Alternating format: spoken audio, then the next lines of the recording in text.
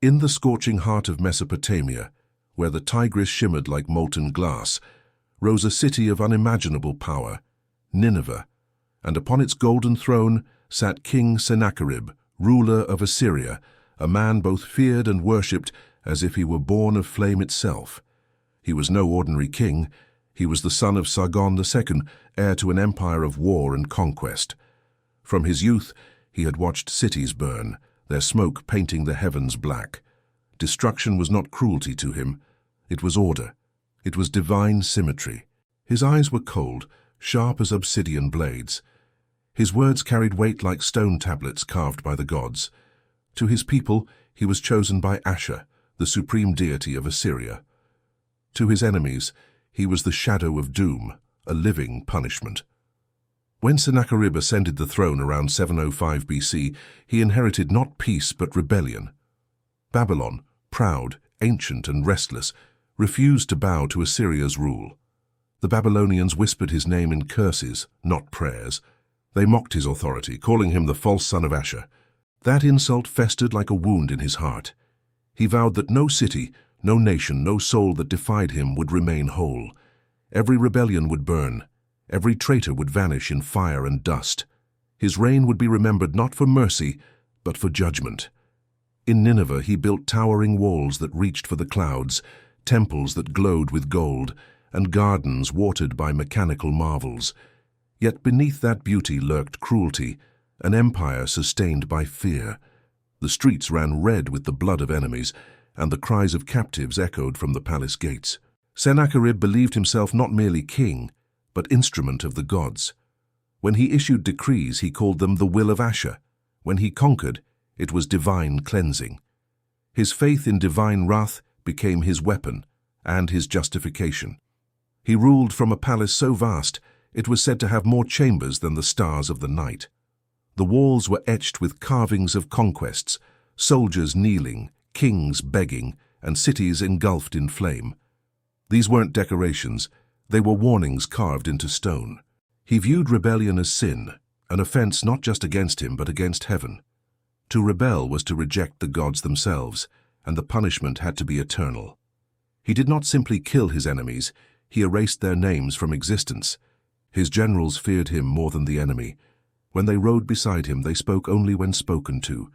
Sennacherib's temper was legendary.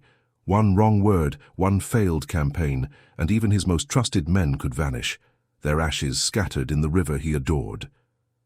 The king's court was a theater of silence and obedience. Ministers bowed until their foreheads touched the marble floor. Servants moved like ghosts, avoiding his gaze. Even the musicians played softer when he entered, as if the air itself feared him. Yet there was brilliance in his tyranny. Sennacherib was not just a warrior. He was an architect of empire. He fortified cities, built aqueducts that stretched for miles, and turned barren lands into gardens. His mind was as sharp as his sword, and both could kill. He saw himself as the flame that purified the world. To him, fire was not destruction, but renewal, a sacred force that burned away impurity. In his private chambers, he prayed before bronze statues of Asher, whispering vows to cleanse the earth of rebellion. His scribes recorded his every word on clay tablets. "I am the one who brings fire to the wicked," he once declared. "My enemies shall melt like wax before the furnace of my wrath." To his followers, these were divine scriptures. To his foes, they were death sentences. The rebellion in Babylon grew bolder each season. The city that had once been jewel of Mesopotamia became a thorn in his empire's flesh. Merchants defied Assyrian tax collectors. Priests mocked his gods. The streets swelled with chants of defiance. Each report from Babylon enraged him more. His advisors urged negotiation, but Sennacherib laughed. "You cannot reason with infection," he said. "You must cauterize it." His tone was calm, but his eyes burned. The fire of vengeance had already been lit within him. As the Assyrian army prepared for war, the skies above Nineveh seemed to darken. The air grew heavy with ash and omen. Sennacherib believed it was a sign that Asher himself demanded fire to cleanse Babylon's sin. Messengers rode through the empire carrying his proclamation, "Let Babylon learn the language of fire." Across the plains, soldiers sharpened their blades and built siege engines that groaned like beasts of war. The drums of conquest thundered once again. But within the palace, whispers began to spread. Some wondered if the king's zeal had consumed his reason. Others feared he had become something no longer human, a god of judgment wrapped in mortal flesh. Sennacherib ignored them all. In his mind, destiny had already been written. Babylon would burn, and from its ashes the world would know the price of defiance. He walked through his halls with silent fury, his steps echoing like thunder in the marble corridors. He would make an example so dreadful that no city would ever rebel again. Not through conquest alone, but through terror, through flame, through the pits that would swallow men whole and leave only smoke as witness.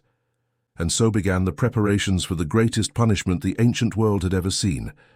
The king's architects and priests gathered in secret chambers to design the pits of judgment. The air filled with the scent of burning oil and whispered prayers. Sennacherib's eyes gleamed in the firelight. "Let them see the face of my mercy," he said coldly, "and know that it is fire." The torches around him flickered, their flames bowing before their master. The god of Nineveh had chosen his instrument. The king of Assyria was ready to burn Babylon to dust. The year was 689 BC. The banners of Assyria rose like a storm across the plains, black and red against the pale horizon. At their center rode King Sennacherib, clad in iron and gold, his chariot wreathed in dust and sunlight. The long-awaited judgment upon Babylon had begun. His soldiers marched in silence, tens of thousands strong. Spears glittered like fields of metal under the morning sun. Siege engines rumbled behind them, monstrous creations built to tear down walls and crush temples. To the Assyrians, this was not merely war. It was a sacred cleansing, a ritual commanded by their god. Babylon's defenders watched from their ramparts, trembling. They had heard tales of the king's wrath, of cities razed until no stone stood upon another, of rivers turned black with ashes. Yet they believed their walls, their gods, and their pride would save them. When the Assyrian army encircled the city, Sennacherib dismounted and gazed upon Babylon's towering gates. "Behold," he said, his voice echoing across the ranks, "the city that defied the will of heaven." His generals knelt as he raised his hand toward the skyline. "Let it burn." For weeks the siege raged without pause. Battering rams hammered the walls day and night. Archers launched flaming arrows that streaked through the sky like falling stars. The air filled with the roar of war and the stench of smoke. Sennacherib watched from a hill overlooking the battlefield. He did not flinch as his men fell by the hundreds. To him, each death was fuel for the greater fire that was to come. He wrote to his priests, "The gods have given me Babylon as a sacrifice. I shall burn it until its name is wind." Inside the city, desperation grew. Food ran out. Wells dried. Mothers wept as the sound of siege engines shook the earth. When the walls finally cracked, it was as if the gods themselves had struck them down. The Assyrian army surged through the breach like a flood of steel. The streets ran red. Temples were looted. Statues of Marduk shattered and thrown into the rivers. The priests of Babylon screamed prayers to their silent gods, but the only answer they received was the hiss of flame. At the center of the ruin, Sennacherib entered the city on his chariot. He looked upon the smoldering temples and broken idols. "Your gods are ashes," he declared. "Mine is fire." His soldiers bowed their heads, chanting his name as if he were divine. But conquest was not enough. The king's vengeance demanded spectacle. He ordered that the surviving rebels, soldiers, priests, nobles, be gathered in the main square. Thousands were chained together beneath the blazing sun. The city's surviving citizens were forced to watch. That night, the king's architects unveiled what they had built during the long campaign, the pits of judgment. Vast trenches dug into the earth, lined with pitch, oil, and timber. Their edges shimmered in the firelight, waiting to be filled. Sennacherib stood before them in silence. His face was calm, almost serene, as if this act were part of a divine ceremony. "Let Babylon be purified," he whispered. With a single gesture, the torches were cast into the pits. The flames roared to life, red and gold, devouring the darkness. The heat was unbearable. Even the soldiers turned their faces away. But the king stood unmoving, his eyes reflecting the inferno. The screams of the condemned rose to the heavens, echoing through the ruins like the cries of lost souls. He watched as the rebels were hurled into the pits, one after another, their bodies twisting in the blaze. Smoke coiled upward, carrying the scent of death and judgment. To the king, this was not cruelty, it was divine justice. The gods demanded fire, and he obeyed. When dawn came, nothing remained but ashes. Sennacherib walked among them barefoot, his robes trailing through the soot. He took a handful of the grey dust and let it slip through his fingers. "They are cleansed," he said softly. "Their sins return to the wind." He then ordered the ashes of the dead to be mixed with the rubble of Babylon's walls. Brick by brick, the city that had defied him was reduced to a tomb. Even the rivers were diverted to flood the ruins, drowning what fire could not consume. The priests of Ashur recorded every detail of this act, calling it the fire of judgment. They depicted it on palace walls, rebels writhing in flames, the king standing above them like a god of destruction. For generations, those carvings would remind all who saw them that defiance meant fire. In the following weeks, Sennacherib commanded that the land around Babylon be salted so nothing would grow again. "Let the earth remember," he said, "let even the dust curse their name." The once proud city became a wasteland of blackened stone and silent wind. His soldiers, though victorious, were haunted by what they had witnessed. Some whispered that they saw shadows moving in the ashes at night, spirits of the dead still burning, crying out for vengeance. But no one dared speak such things within earshot of the king. When he returned to Nineveh, Sennacherib was greeted with hymns and offerings. The priests hailed him as the chosen hand of Ashur, the purifier of the world. Yet in the reflection of his golden cup, he saw not glory, but flame. Always flame. From that day onward, he was called the Lord of Fire. Even his enemies across distant lands trembled at the mention of his name. But behind his iron pride, something had shifted. The fire that had devoured Babylon had begun to burn within him. Night after night, he dreamed of the pits, of the screams that rose from them, of the smoke that curled like serpents around his throne. The gods had accepted his offering, but at what cost? Sennacherib would soon learn that the fire he had unleashed upon the world would one day turn its gaze back upon him. The smell of smoke clung to Nineveh for months after Babylon fell. Ashes from the conquered city drifted along the Tigris like a mournful fog. King Sennacherib walked through his palace halls, the echoes of his triumph muted by the whispers of those who survived. Though Babylon was gone, the world watched in terror. Neighboring kingdoms trembled at Assyria's might, sending envoys with tributes and promises of loyalty. Sennacherib received them with the calm of a god who had judged the earth and found it wanting.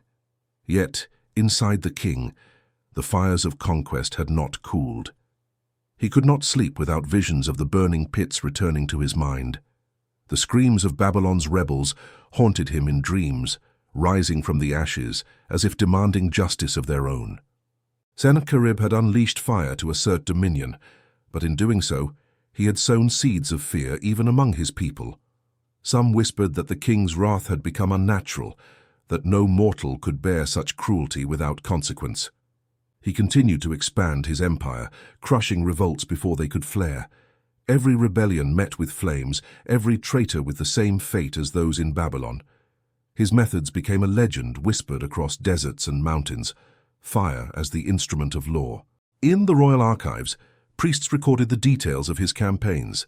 They described the pits, the flames, the terror inflicted upon entire cities.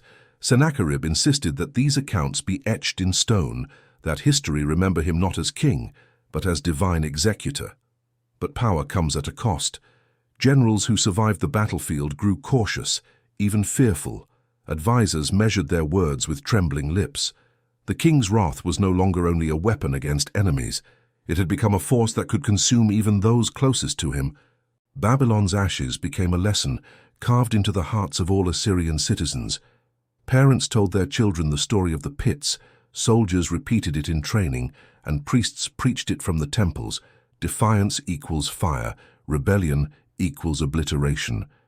Sennacherib's empire flourished outwardly, Yet the king grew increasingly isolated.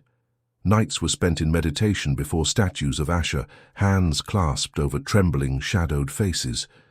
He sought the gods' guidance, asking if his fury was righteous, or if the flames had strayed from divine purpose. History would remember him as merciless, a king whose justice was fire.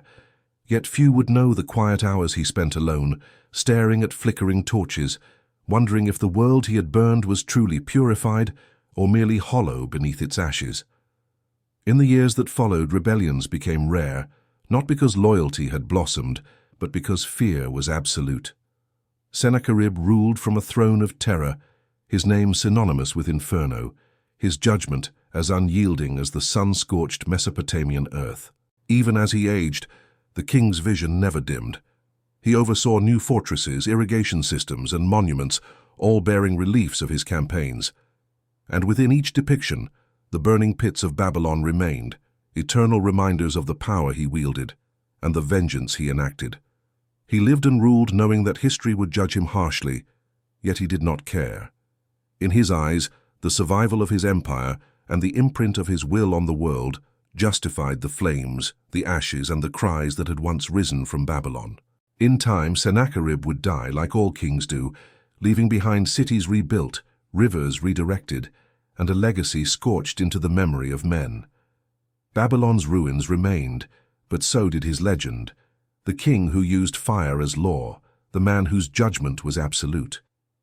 The Tigris continued to flow past the ashes of a fallen city, carrying whispers of rebellion, fear, and divine fury. And long after the king was gone, travelers and scribes would recount the tale, how Sennacherib's fury consumed Babylon, how fire became the measure of obedience, and how the echoes of the burning pits never truly faded. The memory of those flames would outlast even kings, a reminder that the power of fire is eternal, and so is the shadow of those who wield it without mercy. Subscribe the channel for more interesting content.